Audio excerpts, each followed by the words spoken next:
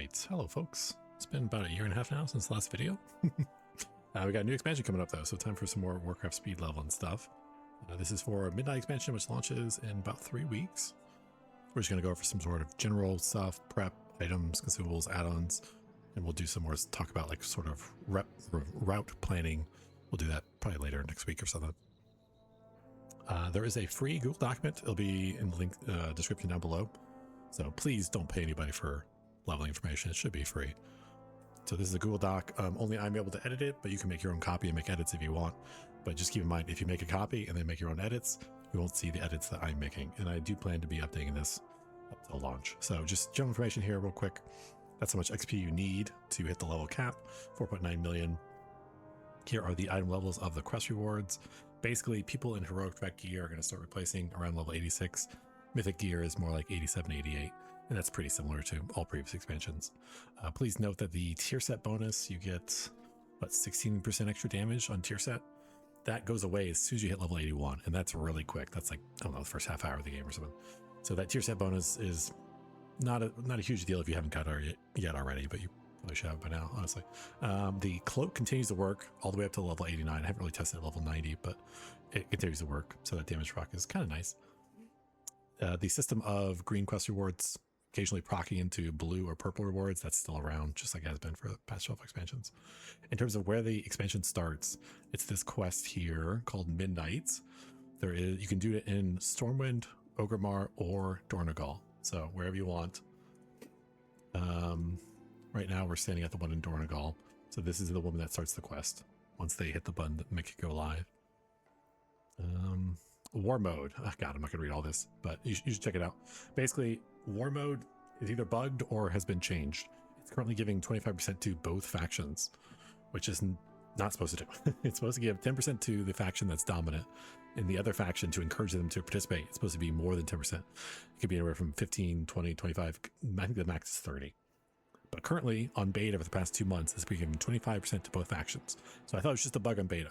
But now that the 12.0 patch has gone live on live realms, it's also giving 25% to both factions.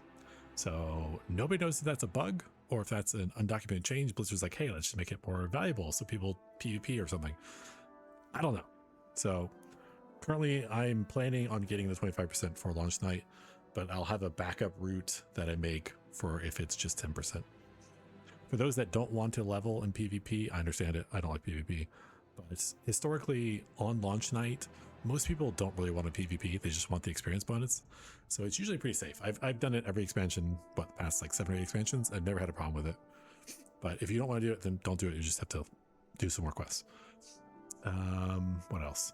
Important to note that the war mode bonus does not apply to quests that are turned in while you're standing in a city. So for example, the Delver Call quest give tons of XP. They're like 70 to 80k, which is 5 to 6 quests worth of XP. And you can do delves in like 3 minutes.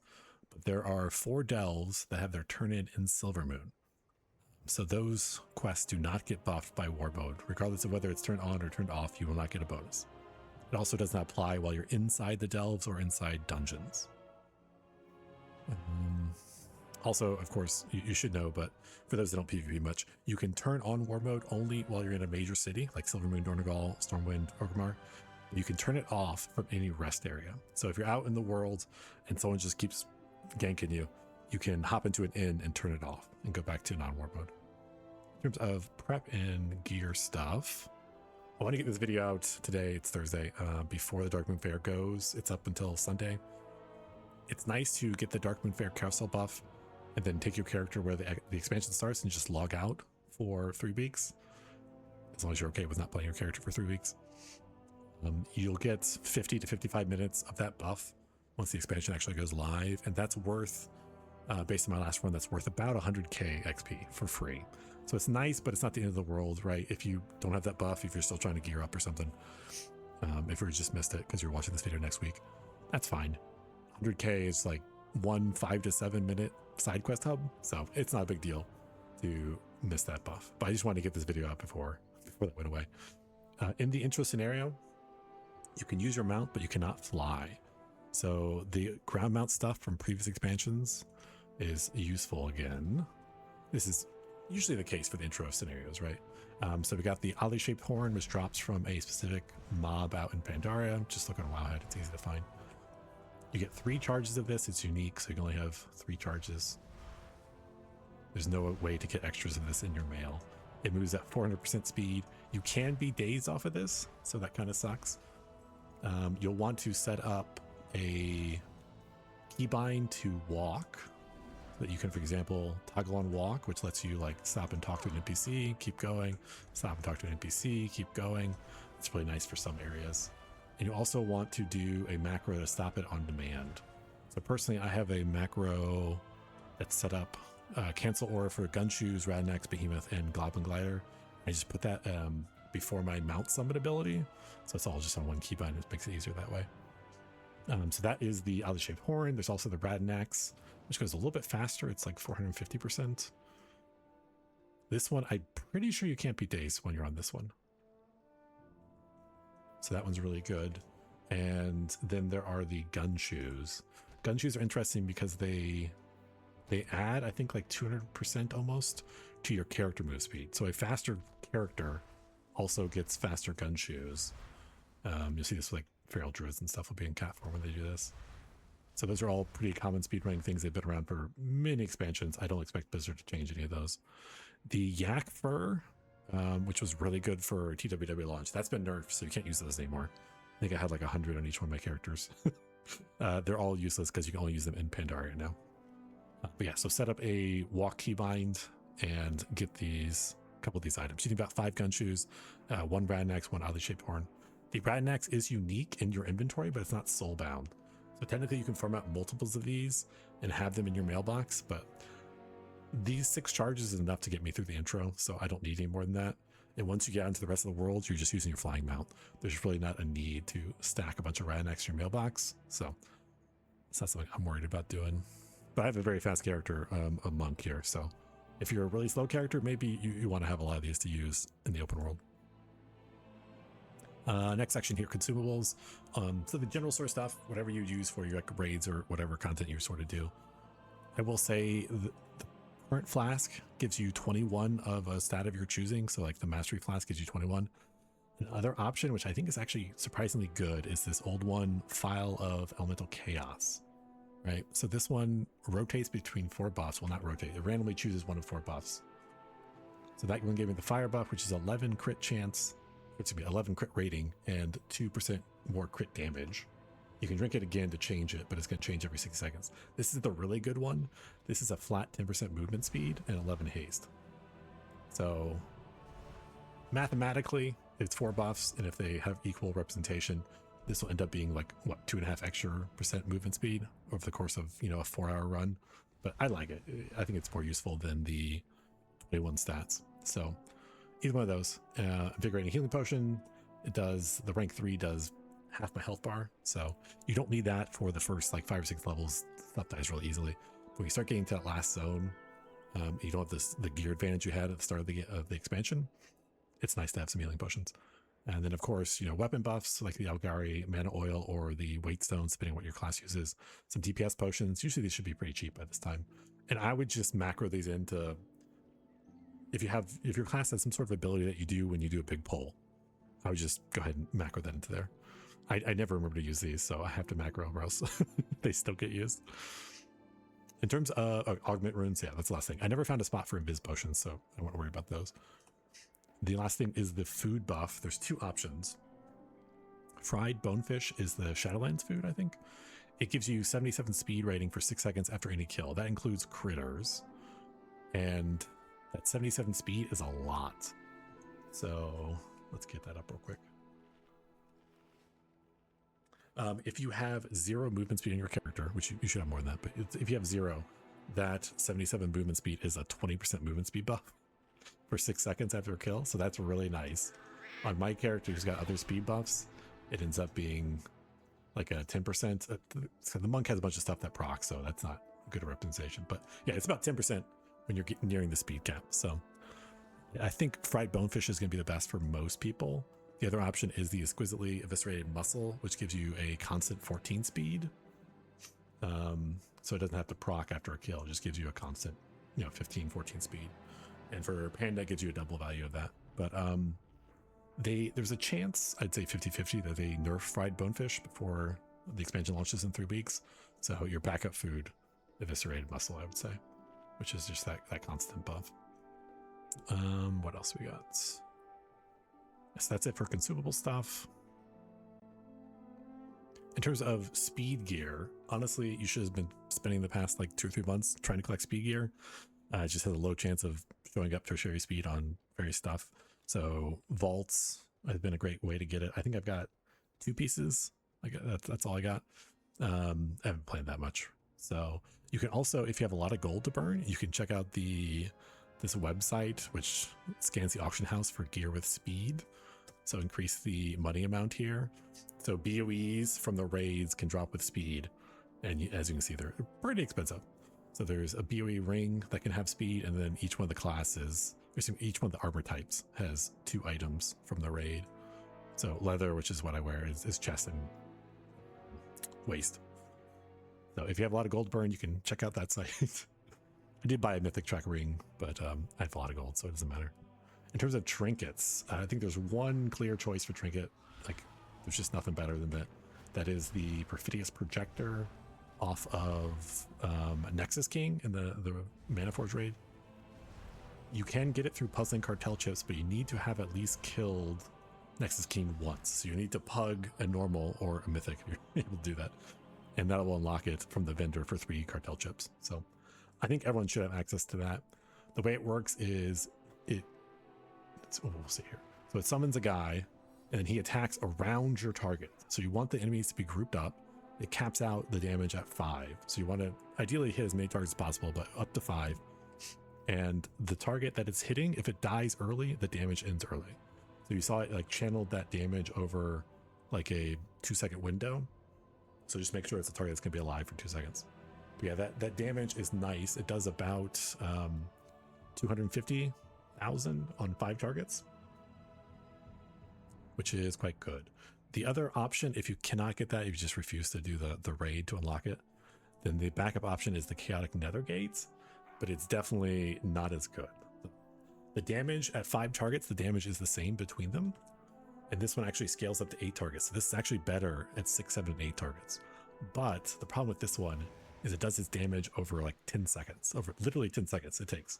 So stuff's pretty much dead in like 4 or 5 seconds. If you're like highly geared, everything's dead pretty quick. So it just doesn't have a chance to do its full value. The only time it does its full value is if you're like, when you're doing the 3 dungeons that are part of the main campaign, you have to do 3 dungeons. So it might be worth switching to the Chaotic Nether Gate for those dungeons, but it's not a big deal. So I definitely recommend Perfidious Projector. In terms of the second one, you can choose just whatever is good for damage for your class. The Screams of Forgotten Sky, I've done a couple runs with this, and it ends up being like 3.5 to 4% of my total damage. So it's quite good for like 1 trinket slot.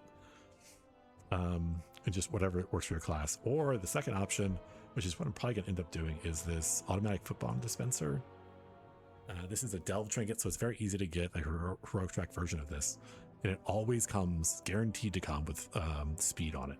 And that speed value is higher than most items. So for example, my speed chest is only 28, speed rings, 21, 26. This is 47.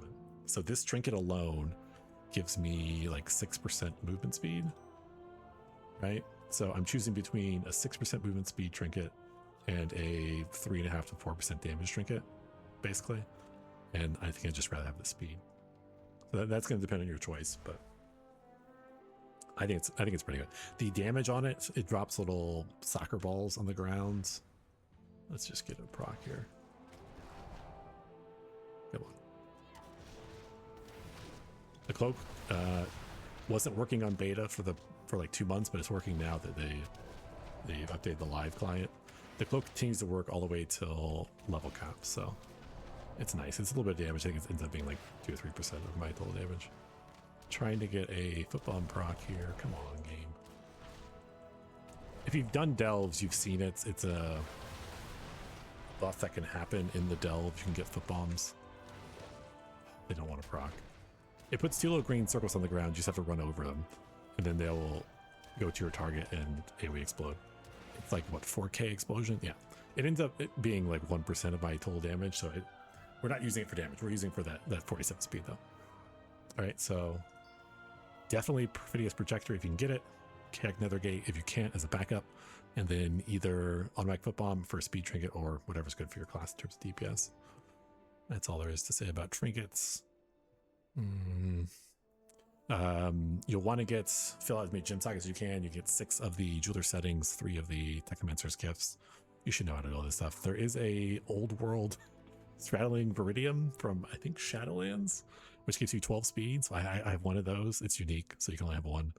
It's up to you if you want to wear that or not. But I do recommend for your Blasphemite using the Elusive Blasphemite, which gives you 2% for each unique color. So you have to have one. There's 5 colors gems. You want to have one of each. So 1 blue, 1 purple, 1 green, 1 red, 1 orange, and did I say all of them? Whatever. There's 5 of them. That'll give you 10% movement speed, which is nice. If you also do 2 embellishments of the prismatic nullstone, then that will increase to 50% move speed. So I recommend that for most people. Currently, the Blasphemite does not stack with one of the special monk things. So monks get this 15% movement speed out of combat. So that does not stack with the 10 to 15% from the Blasphemite. But when I go into combat, this does work. So I think it's worth it for pretty much all classes to get the Elusive Blasphemite. What else we got? So yeah, in terms of chance, just pick speed when you can, and then whatever's best for your damage when you don't have a speed option. So there's a speed cloak. Agility users have a speed chest, but int and strength do not. So it's up to you whether you want to do the speed chest or not. If you're an int or strength class, definitely do the bracers. So the bracers are awesome at 66. That's a very high value. I don't know if that's a oversight on Blizzard's part, because 66 seems really high because the other ones are 17, right? And altogether, these enchants will get you to about 120, which is a pretty decent amount of speed. One special note for the boots. There is this old world enchant, minor speed, which is a flat 10%. All right, so it doesn't diminish with your speed value and stuff. I don't remember when it was from, but it's a while ago. It can only be applied to items that are under item level 120, though. For a couple days after the patch came out, the item squish, that value was like 400, so you could put on any boots. But they fixed that after a couple days, so you can't do that anymore. But there should be able to. I have not tested this myself. I can't guarantee this, but this should work. You go and you craft a pair of spark boots. They craft at 118, right? So the enchant requires it be below 120, so that should work. So you craft these, you enchant them with minor speed, which gives you 10% move speed, which is a lot. And then you recraft them with the gilded stuff to make them higher level, right? Where is it? Yeah. So then you can recraft them to item 167 boots, which is what I've got. So I haven't personally tested it, but it should work, right? Because the first version is 118. So that would be my recommendation for boots. If you don't want to go through all that hassle, then it's Scout's March. It's just flat 17% speed. But the 10% move speed is much, much better. All right, so that's everything there for prep buffs and gear kind of stuff. I want to talk a little bit about add-ons. The only add-on that really matters is some sort of questing automation mod.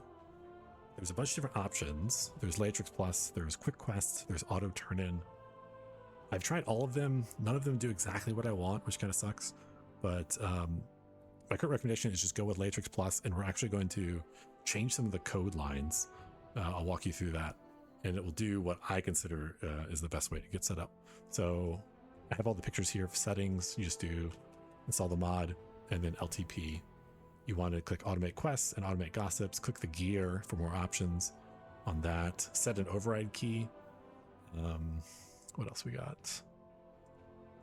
And then system. Faster auto loot is definitely really nice. I don't know if you've noticed the Blizzard auto loot is like really slow and often doesn't work. This is like instant. Like you don't even, the window isn't open long enough for you to see it in most times. So definitely faster auto loot. Movie skip I also like, but if you're trying to watch the movies and you wouldn't want that, but then it's not a speedrun, right? Yeah, so the big problem with Latrix is the auto gossip is not auto. I don't know why he doesn't have an option for this. There's an option to make it so auto quest is on at all times, right? That's what this is. So we've now set it so auto quest is on by default. You can't do that for gossip. Gossip is off by default, and you can hold down Alt to turn it on. So we want to change that setting, and we have to do that by editing the files. All right, so it's pretty easy. Don't be scared off. So you want to go to your WoW add-on folder, open the Latrix Plus LUA and Notepad, right? And then you do Control F to search for the word skip alt. That's going to take you to this section of it's like a couple thousand lines of code. So you definitely want to search for it. You'll come here, and what we're doing is we're deleting this inside the parentheses, skip alt key requirement, and then we're putting a double dash, which comments out this line. And I've tested this in the last like 20 runs I've done. It works perfectly fine. So it doesn't cause any problems for me. I can't guarantee it doesn't cause problems with something else, but it works perfectly fine for leveling. And what this does is it makes it so you don't have to hold down Alt to automate gossip. It just automates gossip whenever it can. It will still not automate gossip if the character has multiple gossip options, but like 80% of characters just have a single option, so it works for all of them. And it is very nice, okay? So I highly recommend doing this. It's very easy. Just save and close. And then the other option, which some people might not want to do, is you can automate quest reward choices. So Latrix, if the quest reward has two different options, it will not choose for you. There are some questing bots out there that will do that. I haven't been able to get them to work on beta though, so I've kind of changed this a little bit so it works for me. So what we've done is same thing, open up the EULA folder, search for quest choice one word, gets you to this section, right? We're going to change some of these numbers. So the way it's currently set up is if there's equal to or less than one quest reward, then it auto completes, right? We're going to change this to if there's less than or equal to 2 quest rewards, it automatically chooses quest reward 1 and then completes it, right? So for all those times, but there's like 30 or 40 times where you're offered 2 shitty green items, you don't want either one of them, and you have to go over and move your mouse, select one of them, and then click to complete it. It's really annoying. So this just automatically chooses one of them. That's really nice. You could set the number value higher because there are a couple quests where they offer you like 3, 4, up to even like 6 weapon choices. They're all shitty greens. You don't care. But if you set the reward too high, then you don't get to choose the dungeon quests. So late in the game, we're going to do 3 dungeon quests, and they give blue rewards at like item level like 190, and I actually want to equip and I want to choose and equip one of those items. So I don't want that to be auto completed. So I've set it to 2, which is going to get like 90% of cases and let me choose in those last couple. So that's what I think is the best setting. But you can do what you want. The other option, or you can do this in addition, or just instead of doing the above, is you can just make a macro that auto completes the quest and chooses the first reward. So you can set this up, run get quest reward 1. And for example, I have that like set on my queue. So now if a quest pops up and has multiple rewards, I just spam that and it's going to choose one.